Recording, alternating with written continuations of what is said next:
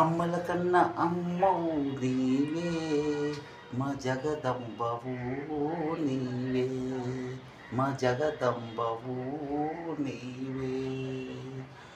పార్వతి లక్ష్మి సరస్వతి అమ్మ అయినా నీవేనమ్మా. పార్వతి లక్ష్మి సరస్వతి అమ్మవు నీవేనమ్మా. నీవే సర్వం నీవే దైవం నీవే మాలో ఉండేను. నీవే సర్వం నీవే దైవం నీవే మాలో ఉండే. అమ్మల కన్నా అమ్మ నీవే, మా జగదంబవు నీవే, మా జగదంబవు నీవే. ప్రతి మనిషిలో అంటే హృదయములో ఆ అమ్మే ఉంది, ఆ నాన్నే ఉన్నారు.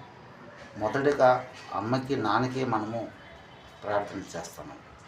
అంటే అమ్మ నాన్న గురువు దైవం 4 మాటలు అక్కడికి వస్తున్నాయి.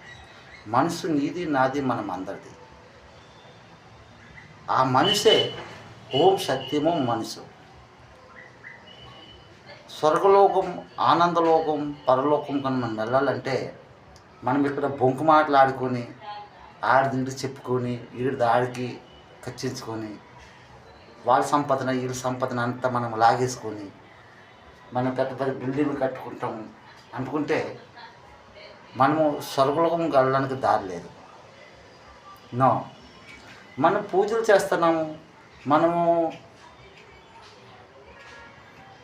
ప్రార్థనలు చేస్తున్నాము, మన నవాజులు చేస్తున్నాము, మనం సిక్ వాయు గురించి జపలు చేస్తున్నాం, బాగా చేస్తున్నాం.